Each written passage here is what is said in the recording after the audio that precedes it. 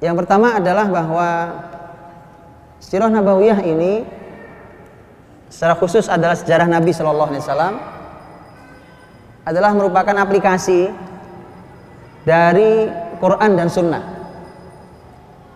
Karenanya Quran tidak akan terbaca dengan baik kecuali dengan mempelajari Sirah Nabawiyah.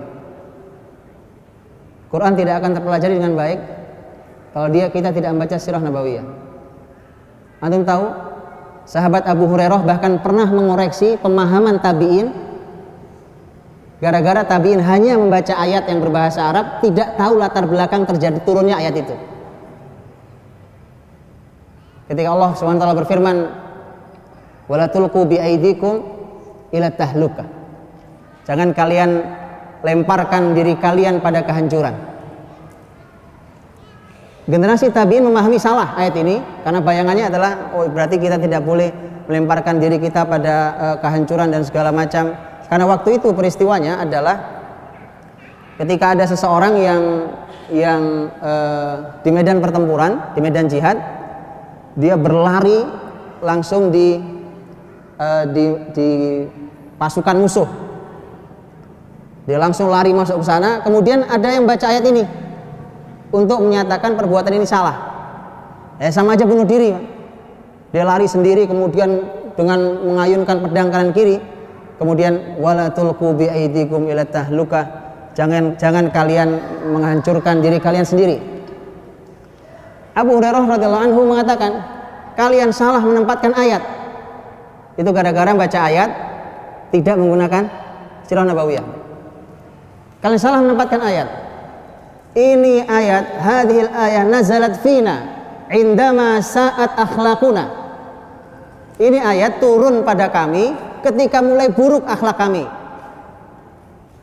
Diturun tentang kami ketika akhlak kami mulai turun jatuh. Ketika muslimin saat itu mulai kaya, mulai banyak harta, mulai dibuka dunia oleh Allah SWT dengan penaklukan-penaklukan yang ada, kemudian kami lebih senang untuk istirahat, untuk duduk dibandingkan pergi ke medan jihad. Kemudian turun, jangan kalian lemparkan diri kalian pada kehancuran. Artinya berarti justru kalau Anda tidak berjihad, justru itu kehancuran. Bukan kalau berjihad terus mati itu kehancuran, mati itu kemuliaan. Jadi karenanya Sirah Nabawiyah itu harus dipahami tidak terpisah dari ayat dan hadis Nabi Shallallahu Alaihi Wasallam. Itu poin satu, di mana mari kita baca Sirah Nabawiyah tidak terpisah.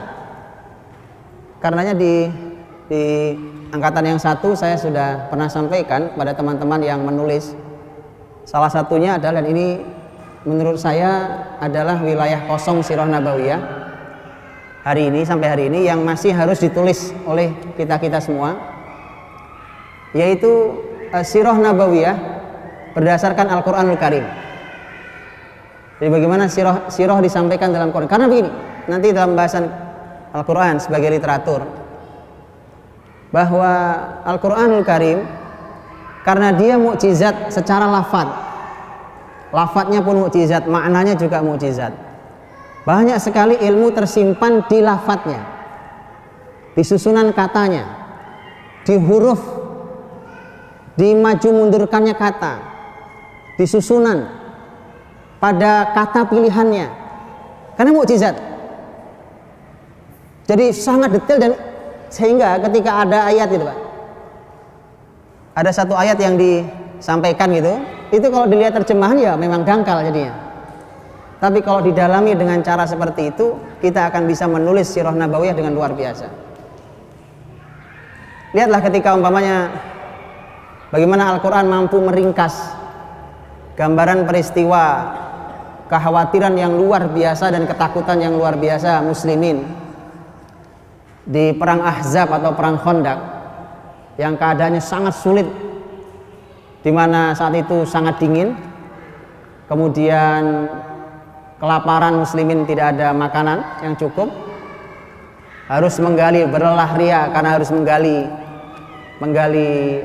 Khandaq, parit yang panjangnya 5.000 dhira, lebarnya bisa 10 dhira.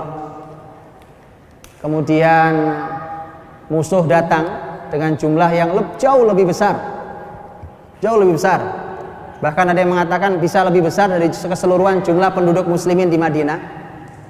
Keadaan yang banyak poin itu Allah ringkas dalam surat Al-Ahzab dengan kalimat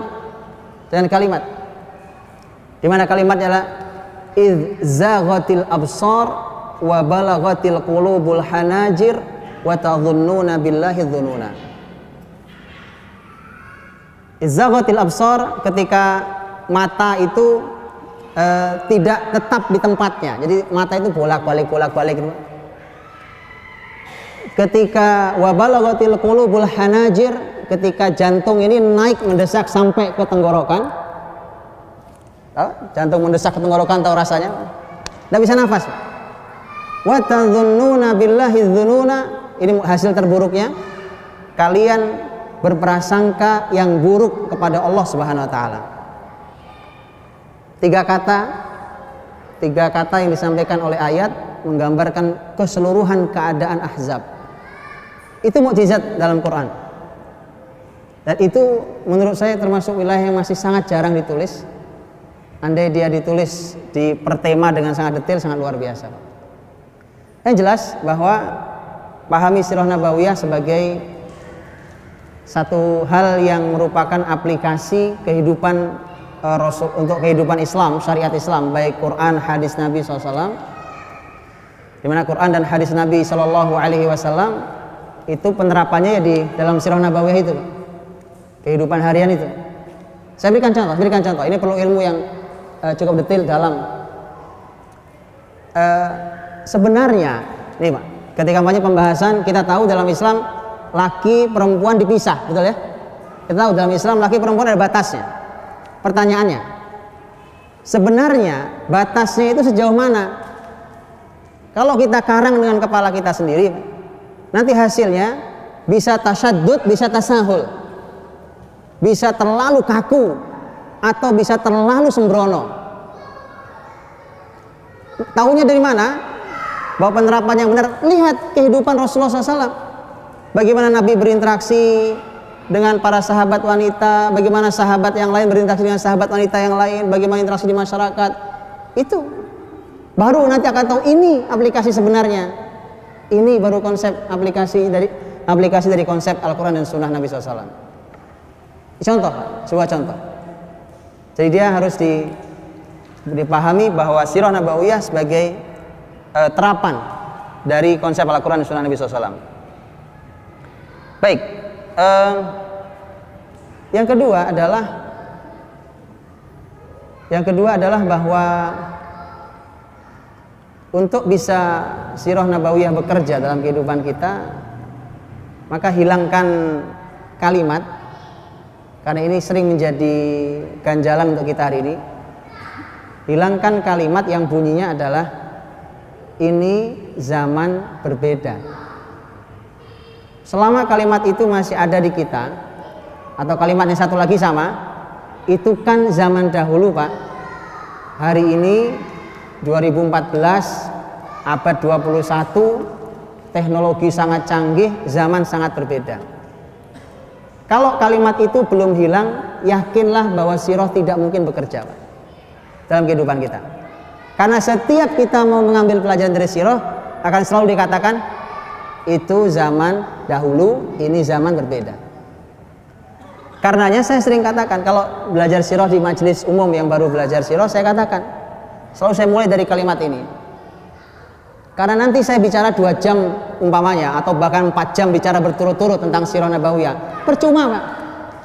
Begitu keluar, ujung-ujungnya bilang, itu tadi yang disampaikan, itu kan dulu, sekarang zaman berbeda. Makanya daripada capek-capek bicara, mendingan saya mulai dari awal. Bahwa selama kalimat itu belum hilang, maka dia sirah tidak akan mungkin bekerja hari ini. Sederhana kalimat gampangnya. Kalau kalimat itu masih kita sampaikan, itu artinya bahwa kita tidak perlu Rasulullah Muhammad SAW. Karena Rasul itu masa lalu, 15 abad lalu. Bahkan kita lebih tidak perlu lagi terhadap sepertiga Quran yang isinya kisah umat sebelum Nabi Muhammad. Yuk kita buang saja kalau gitu. Kita buang saja. Ada yang berani buang kafir, Pak. Ada yang berani buang ayat kafir. Lihat itu. Mengapa para ulama sirah, mengapa para ulama sejarah berlelah-lelah untuk menulis kitab berjilid-jilid tentang mengambil pelajaran sejarah Islam, sirah nabawiyah untuk kehidupan hari ini?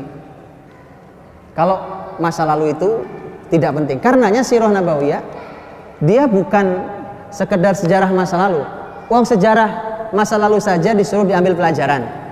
Apalagi kalau sejarah itu adalah sejarah Rasul, maka dia menjadi syariat. Syariat yang harus dipelajari, tentu dengan panduan Al-Quran dan hadis Nabi Shallallahu Alaihi Wasallam.